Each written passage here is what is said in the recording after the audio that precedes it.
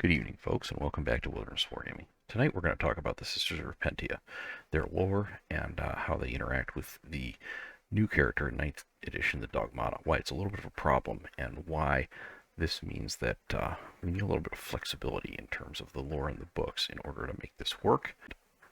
When a sister first joins the order, they typically come from the Schola Progenium, okay, what's basically schools in the Imperium for orphans of various people, mostly, I believe, officers and maybe high-ranking non-commissioned officers in the Astra Militarum, formerly known as the Imperial Guard. And when they are eventually inducted, they become various types of novice and novitate, and eventually are elevated to a full battle sister. Now, the way a sister becomes a Repentia is, assuming that she hasn't already progressed to a superior or to further promotion, although I suppose it could happen to them too, she commits some sort of error or mistake and is basically consigned to become a Repentia. She has to give up all of her armor and weapons. She's given the Giant Eviscerator sword, and she basically has to fight in the MMA outfit.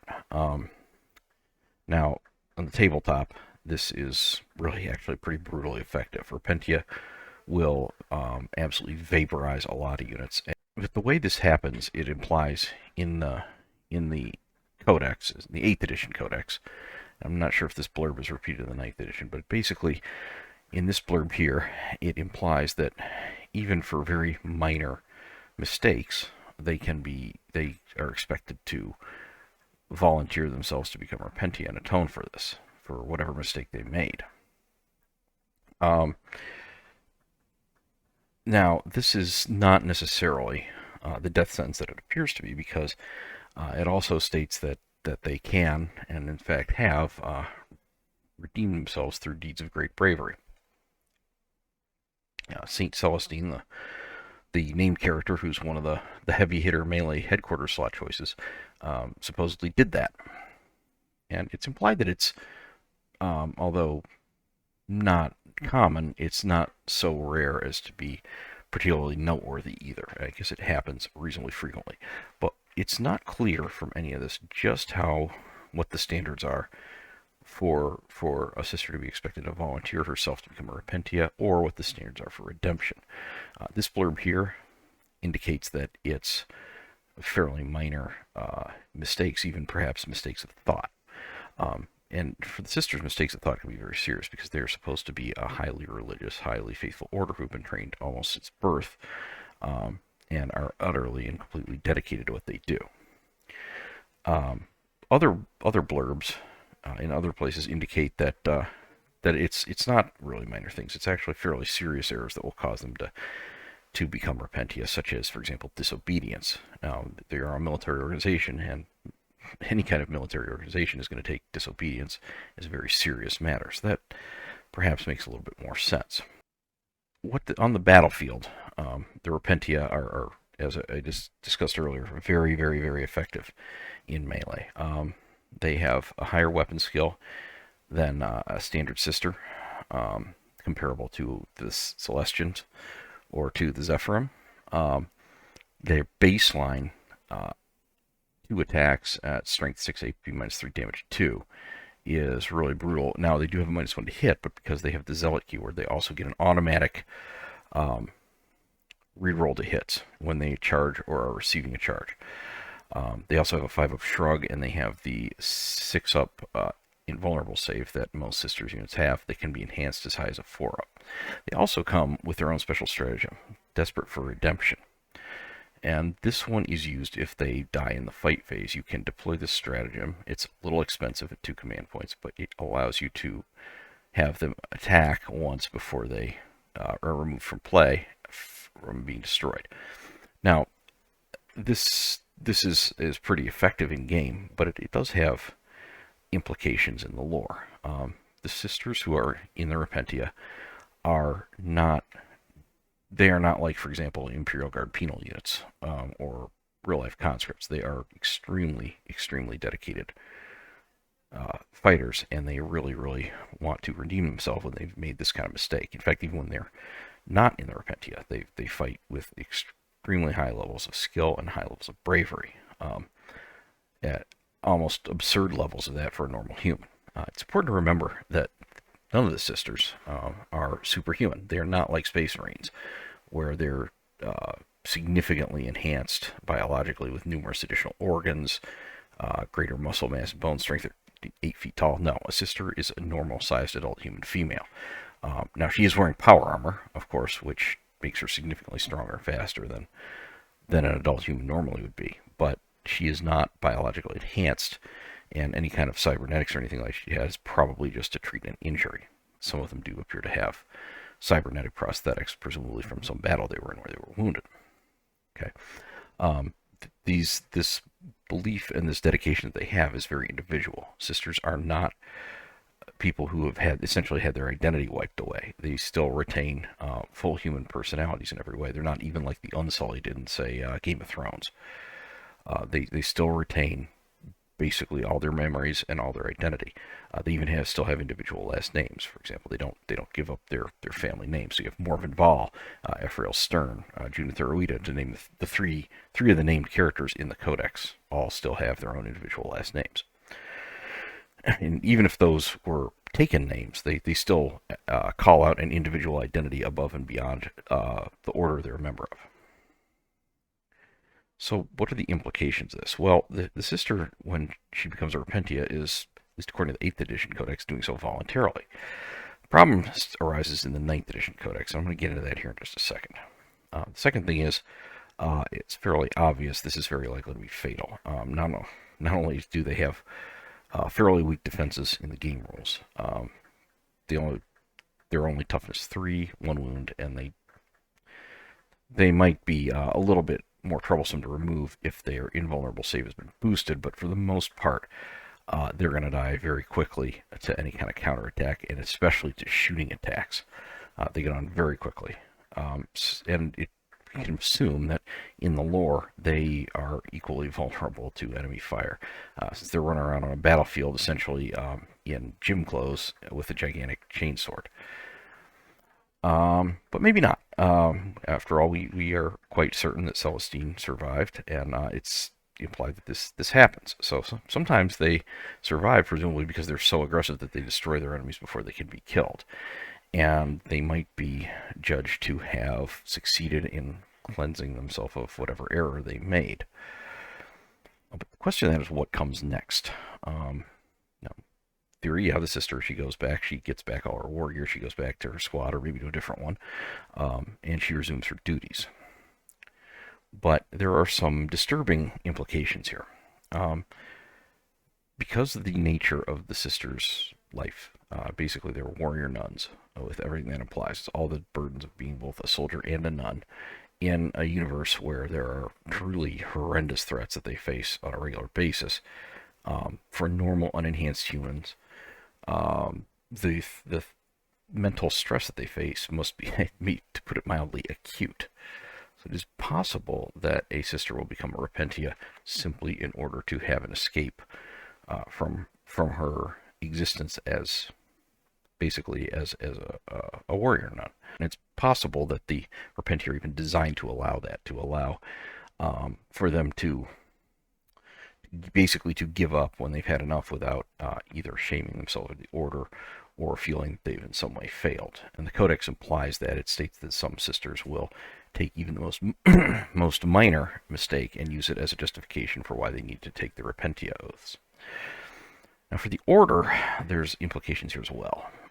Despite the Imperium's notorious lack of regard for human life, it does have to face reality. Sisters are not as limited in number as Space Marines or Custodians, but they're still reasonably elite troops and not anywhere near the throwaway soldiers that the Imperial Guard are. And the Repentia fulfill a specific but very limited and focused battlefield role. Okay, they're very, very effective at melee combat, but that's all they do. They have no shooting attacks whatsoever. They have almost no defenses, and they provide no special buffs or benefits to anybody nearby. They're a buff receiver, not a buff giver.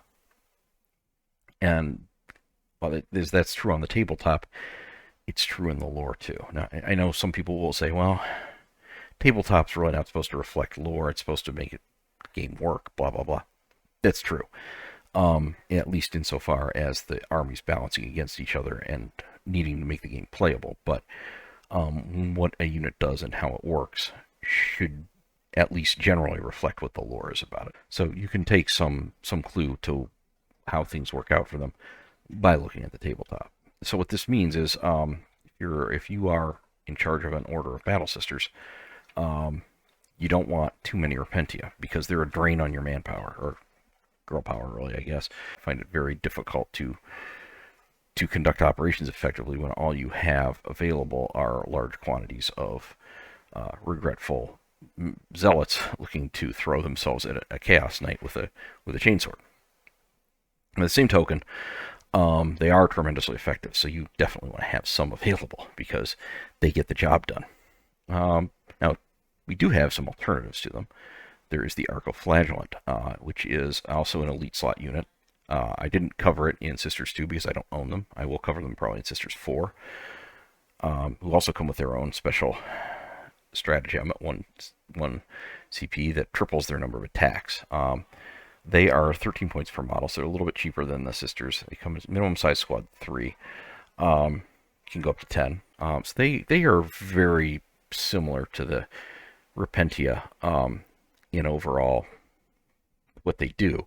They're just generally considered less effective, although they are slightly cheaper in terms of gameplay.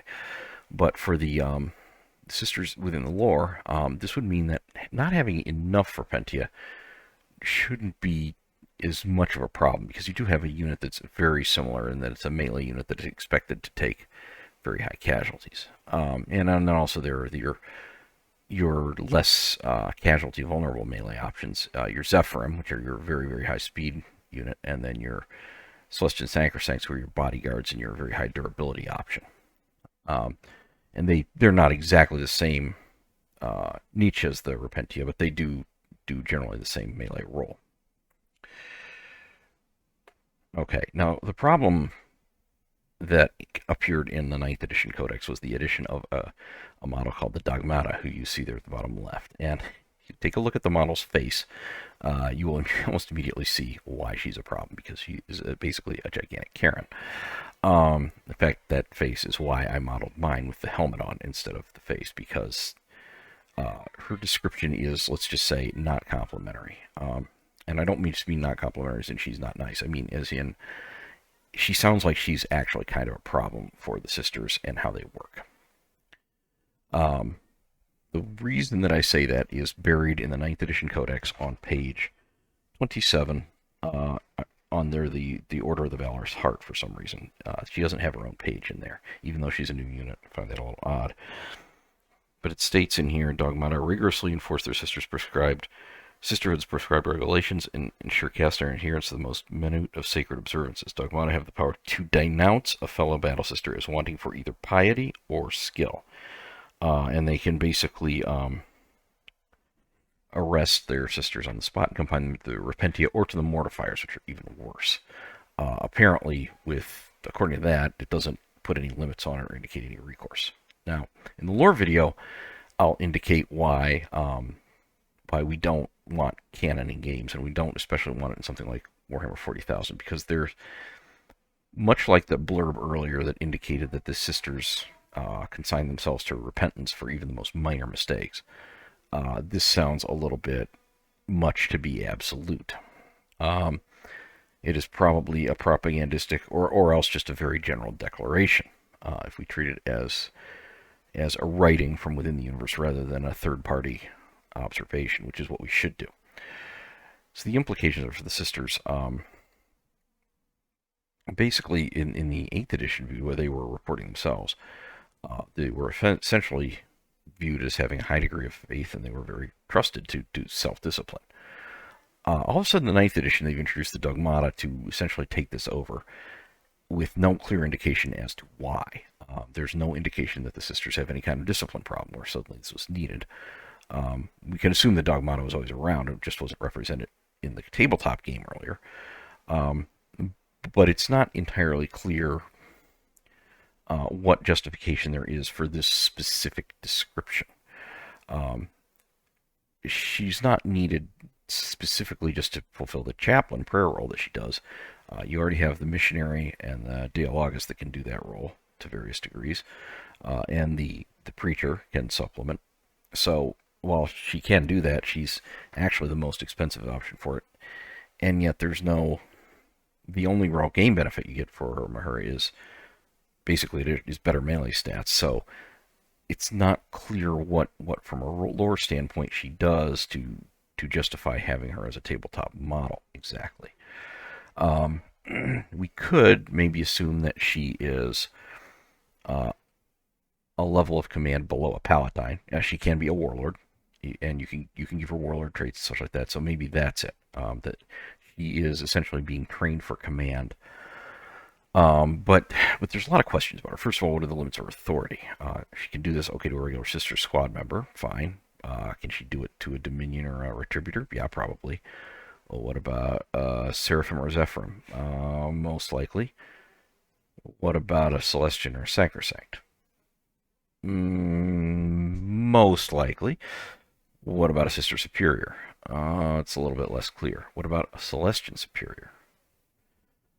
You start to see the problem here is, while the idea of somebody whose word is law in the Imperium is not unusual, it does start to break down a little bit when you start to give her authority to pronounce guilt upon other people at her level or even higher in her own organization with no apparent checks. It's not clear why the higher ranking sisters would have dogmatas around if those dogmatas could just run around finding people guilty of screwing up with absolutely no limits on their power. And when I say screwing up, I mean it implies that she is in fact enforcing this at the not just on things like disobedience, but the lower level mistakes.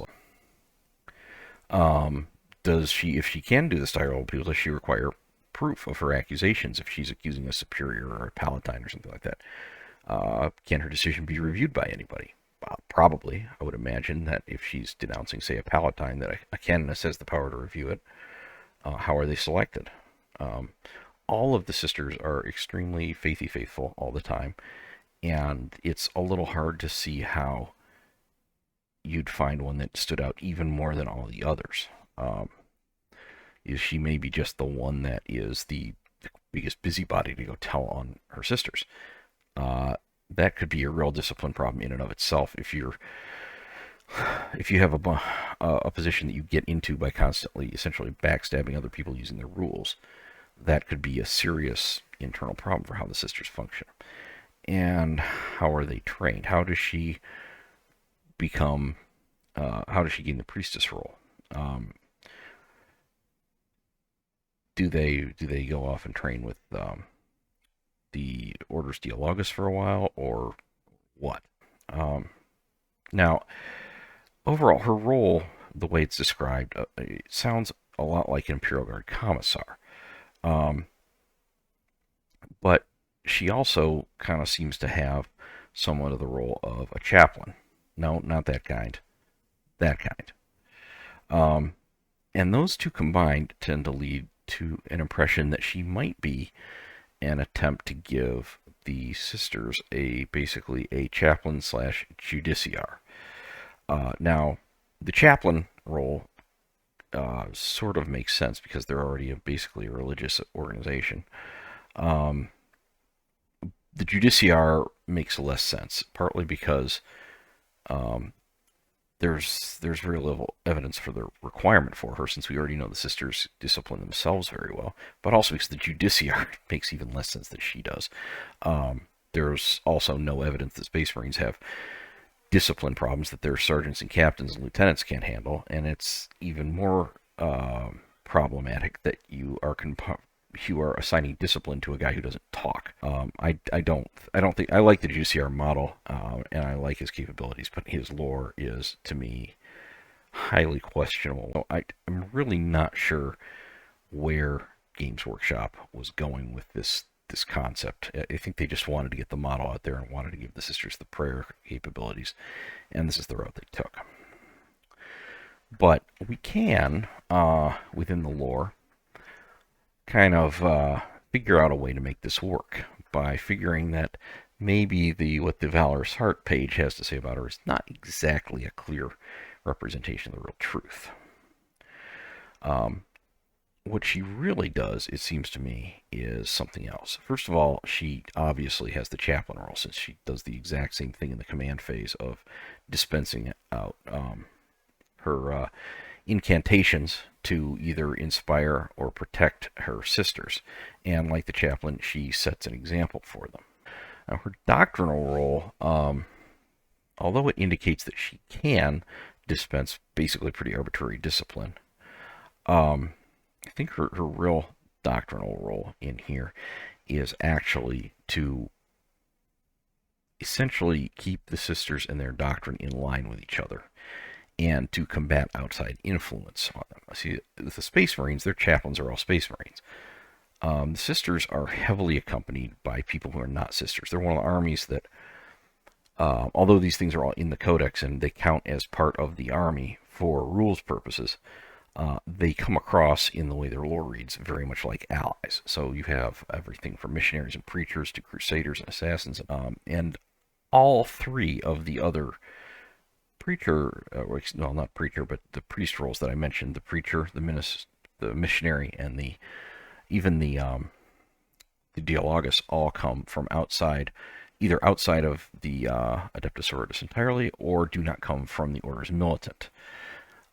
So that may be a way for them to make sure that their proponents of their own doctrine are some of them themselves and are not other people. And then it also seems that she is, if we're safe to think that she is maybe at a sub-palatine level of command, maybe she is performing this role as a way of learning command, in the same way a very junior officer would learn command in real life. That part of her job is to safeguard the interests of the Order, and that she is being tested on her ability to do so. So it seems to me that if we go back and look at the question of how many Repentia is it a good idea for the Order to have, whether they have too much or not enough, that she is essentially kind of a safety valve, and she works in concert with the Repentia Superior to do that. If there are not enough Repentia, she tightens up her standards and finds more Repentia. If there are getting to be too many, it is her job to turn off the valve, essentially, and say, no, I realize that you feel like you made a mistake, but it is not that serious. Go do 800 push-ups instead. This is a way that she learns something very important with command, and that is how to make hard decisions by putting these duties on a junior leader who is being groomed for later command. Her superiors can see how well she makes hard decisions and executes those responsibilities. And then it also eases the burden of command for them, because they do not then have to worry about the question of who is and isn't going to be a Repentia.